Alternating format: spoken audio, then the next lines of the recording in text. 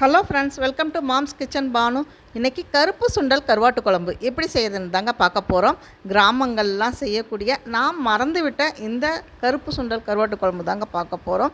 நம்ம தாத்தா பாட்டிங்கள்லாம் 80 வயசு வரைக்கும் நல்லா ஆரோக்கியமாக எந்த நோய் நொடியும் இல்லாத ஹெல்த்தியான இந்த மாதிரி உணவு வகைகளை சாப்பிடும்போது தாங்க நல்லா ஹெல்த்தியாக இருந்தாங்க.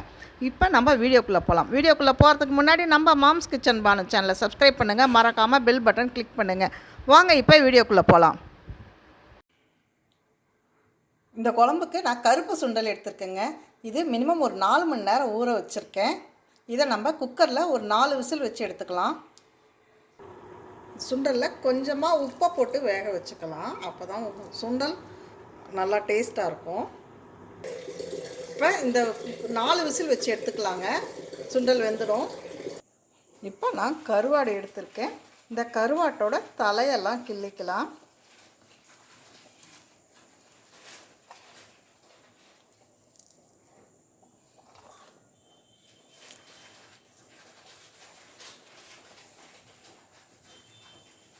இந்த மாதிரி தலையை கிள்ளிட்டு நம்ம கருவாட்டை ஊற வச்சிடணும். மினிமம் அரை மணி நேரம் அளவுக்கு ஊற வச்சிடணும். ஏன்னா கருவாட்டில் மண் இருக்கும், அதெல்லாம் போயிடும். பாருங்கள், கருவாடு தலையெல்லாம் இந்த மாதிரி கிள்ளி வச்சுக்கிட்டேன். பாருங்கள், ஃபுல்லாக எல்லா கருவாடையும் பண்ணியாச்சு. நமக்கு சீக்கிரமாக வேணும்னா சுடு தண்ணி ஊற்றிக்கலாம். கொஞ்சம் லேட்டாக கொஞ்சம் நேரம் இருக்குது குழம்பு செய்கிறதுக்குன்னா பச்சை தண்ணி ஊற்றிக்கலாம். இது உங்களுக்கு எது தேவையோ அது ஊற்றிக்கோங்க. இன்னும் நம்ம குழம்பு செய்யறதுக்கு ஒரு அரை மணி நேரம் ஆகும், 1 மணி நேரம் ஆகும்னா பச்சை தண்ணியிலேயே நம்ம கருவாடு ஊற வைக்கலாம். உடனே நம்ம செய்யணும்னு தோணுச்சுன்னா நம்ம சுடு தண்ணி ஊற்றி செஞ்சுக்கலாம். அப்போ சீக்கிரமாக ஊறிடும். நம்ம இந்த குழம்பை இப்போ மண் சட்டியில் தான் வைக்க போகிறோம். மண் சட்டியில் வச்சா உடம்புக்கும் நல்லது. இதுக்கு நம்ம நல்லெண்ணெய் ஊற்றி தாளிச்சிக்கலாம். நீங்கள் எந்த ஆயில் யூஸ் பண்ணணும்னு நினைக்கிறீங்களோ அதை யூஸ் பண்ணிக்கோங்க. நான் நல்லெண்ணெய் ஊற்றிருக்கேன். இப்போ கடுகு ஜீரகம் போட்டுக்கலாம்.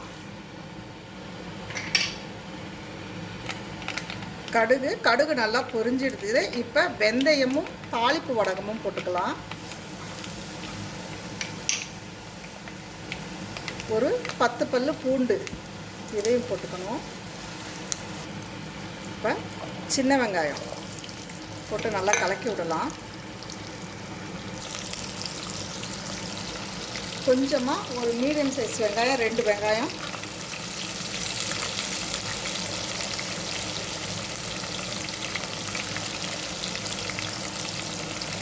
கொஞ்சமாக மீடியம் சைஸ் வெங்காயம் ஒரு 2 வெங்காயம் மிக்சியில் அடித்து போட்டிருக்கேன். இது போடும்போது குழம்பு நல்லா திக்னஸ் கொடுக்கும். சின்ன வெங்காயம் கொடுக்கும்போது நல்ல டேஸ்ட்டு கொடுக்கும். பாருங்கள், இப்போ இந்த வெங்காயமெல்லாம் நல்லா வதங்கி நல்லா ப்ரௌன் கலராக ஆகட்டும். கருவேப்பிலை கொஞ்சம் அதையும் போட்டுக்கலாம். நல்லா கலக்கி விடலாம். வெங்காயத்தில் இருக்க தண்ணியெல்லாம் சுண்டி பாருங்கள், நல்லா கலர் மாறுது. இன்னும் கொஞ்சம் கலர் மாறணும். காரக்குழம்பு, மீன் குழம்பு எல்லாத்துக்கும் இந்த மாதிரி வெங்காயத்தை அரைச்சி ஊற்றி நீங்கள் ஒரு முறை செஞ்சு பாருங்கள். செஞ்சு பார்த்துட்டு எனக்கு கமெண்ட்ஸில் சொல்லுங்கள். ரொம்ப நல்லா டேஸ்ட்டாக இருக்குங்க. அதே மாதிரி சுண்டல் நீங்கள் வேக வைக்கும் போது சீக்கிரமாக வேக வைக்கணுமா, உடனே கொஞ்சம் சுடு தண்ணியில் ஊற வச்சுடுங்க. அது ஒரு அரை மணி நேரம் ஊற வச்சா போதும். குக்கரில் போட்டு வேக வச்சுக்கலாம். அதே மாதிரி கருவாடு சீக்கிரமாக ஊற வைக்கணுமா, கொஞ்சம் சுடு தண்ணி ஊற்றி ஊற வச்சுக்கலாம். சாதாரணமாக பச்சை தண்ணியில் ஊறும்போது 1 மணி நேரம் ஆகும். இதே சுடு தண்ணி ஊற்றி ஊற வைக்கும்போது ஒரு 10 நிமிஷத்தில் நல்லா ஊறிடும். இதெல்லாம் ஒரு சின்ன டிப் தான். மண் சட்டியில் இதே மாதிரி செய்யும்போது ரொம்பவே உடம்புக்கு நல்லது. பெரும்பாலும் நம்ம மண் சட்டிலேயே செய்யலாம். பழையபடிக்கு நம்ம மாறிடணும். இதில் இருக்க கடுகு, வெந்தயம், ஜீரகம், பூண்டு, கருவேப்பிலை அத்தனையுமே மருத்துவ குணம் வாஞ்சதுங்க இது. இப்போ நம்ம வெங்காயம் நல்லா கோல்டன் ப்ரௌன் ஆகுது. புளியை கரைச்சி ஊற்றிக்கலாம். ஒரு பெரிய நெல்லிக்காய் சைஸ் புளியை ஊற வச்சு கரைச்சி வச்சுருக்கேன். இப்போ நம்ம புளியை ஊற்றிக்கலாம்.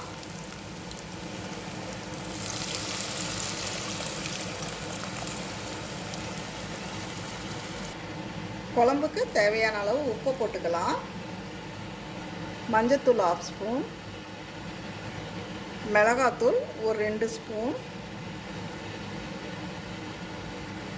மீடியம் சைஸ் தக்காளி 2 தக்காளி நான் மிக்சியில் அரைச்சி ஊற்றிக்கிட்டேன். இந்த மாதிரி அரைச்சி ஊற்றுறதுனால குழம்பு நல்லா திக்னஸாக இருக்கும். குழம்ப நல்லா மூடி வச்சு நல்லா கொதிக்க வைக்கலாம். அப்போ தான் பச்சை வாசம் போகும். கருவாட்டை நம்ம ஒரு 7-8 முறையாவது நல்லா கழுவி எடுக்கணுங்க.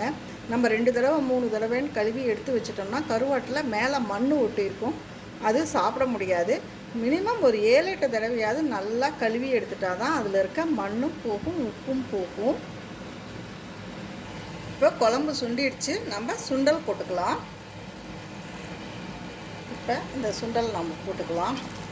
இந்த கருப்பு சுண்டல் போடுறது உடம்புக்கும் ரொம்ப நல்லதுங்க, புரோட்டீனுங்க.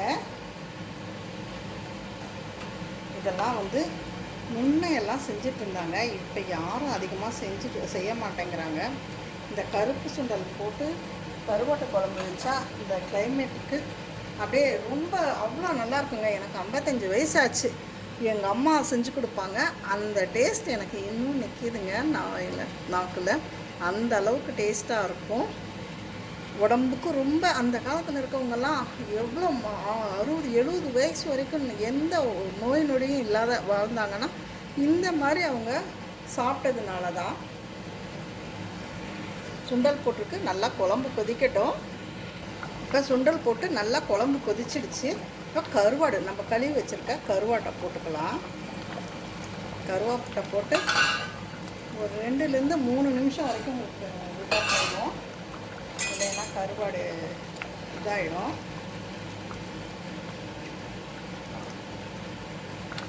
சாதாரணமாக அலுமினிய கிண்ணத்துலேயோ சில்வர் பாத்திரத்துலேயோ நம்ம குழம்பு வைக்கும்போது அடுப்பை நிறுத்தினோடனே ஹீட் அப்படியே அமுங்கிடுங்க. அதே சமயம் நம்ம மண் பாத்திரத்தில் குழம்பு வைக்கும்போது அடுப்பை நிறுத்தி 2 நிமிஷம் வரைக்கும் கொதிக்குங்க.